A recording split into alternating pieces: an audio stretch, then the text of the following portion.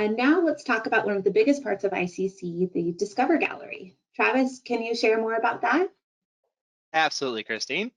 Yeah, so Discover Gallery is one of my favorite parts of ICC, and it really presents a captivating video exhibition of all the remarkable real-world ignition projects that are being developed by our talented members of the global ignition community. We've collected submissions from February this year through April, and following a rigorous selection process, we've carefully handpicked 17 exceptional projects that will take center stage in this year's Discover Gallery. The Discover Gallery opens on day 1 of the conference, and it will include 17 video showcases of our community's best ignition project work in a wide variety of industries. And out of those 17 entries, 6 will be given Ignition Firebrand Awards. The Firebrand winners will also be announced at the conference. We plan to host the Discover Gallery in the Black Box room just like last year. It's the room to the left of the main entrance of the Harris Center. And we'll have signs outside that will get you right into that area very easily. We're going to set up lounge style, so people will be able to sit and watch videos comfortably.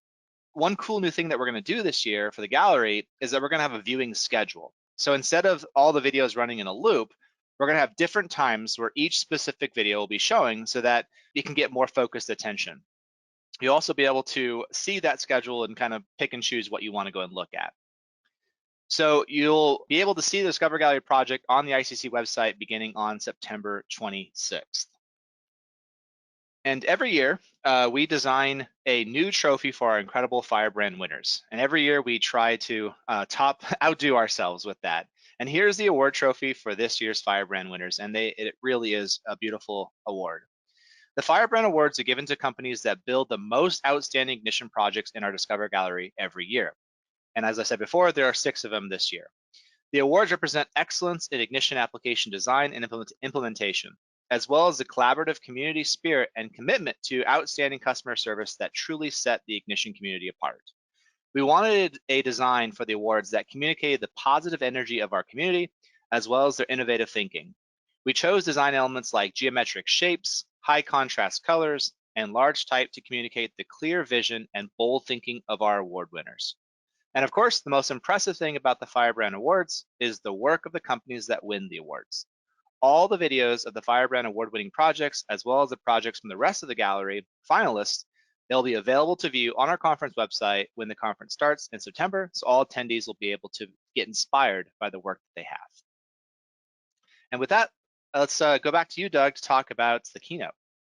The keynotes are one of the most exciting part of the conference every year, definitely some of the biggest sessions, and we plan to do the same thing this year. So there's 2 keynotes for the conference. The first one is the main keynote, which will be taking place on day 2 of the conference. And the main keynote will feature members of the IA leadership team, including our CEO, Colby Clegg.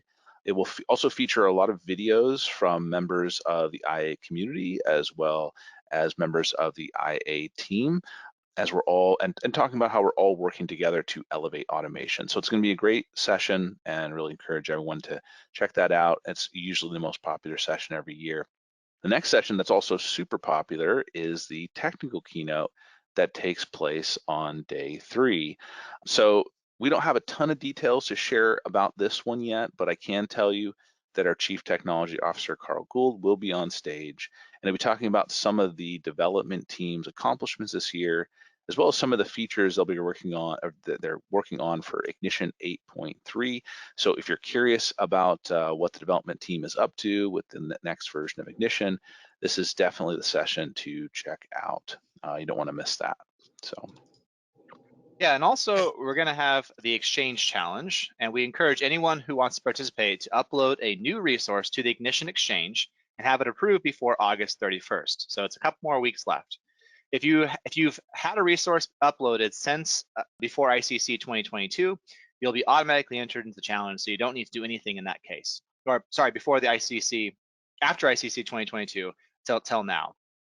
Everyone who participates will get a pair of Ignition socks, and if you win, we'll feature your resource during the Billathon and on the Ignition Exchange in the feature section and in the ICC recap blog post. Now, one of the things that I'm really, really excited about this year is our community-driven Sparkplug Data Dash. And you can also enter the exchange challenge through this event as well.